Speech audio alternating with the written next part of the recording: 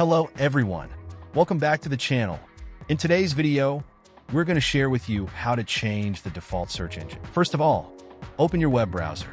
Now let me show you how to change the default search engine in Google Chrome.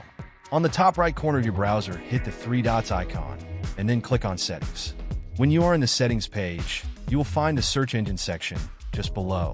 There is an option which is labeled as the search engine to use in the address bar. Here you can manage your preferred search engine. So, in order to make a change, click on the drop-down menu that is located on its right. You will be presented with a list of search engines from which you can choose one. This is quite simple. All you have to do is to select the one you want, and it will be set as your default. Thanks for watching. Don't forget to like, share, subscribe, and hit that notification bell so you never miss another update. See you in the next video.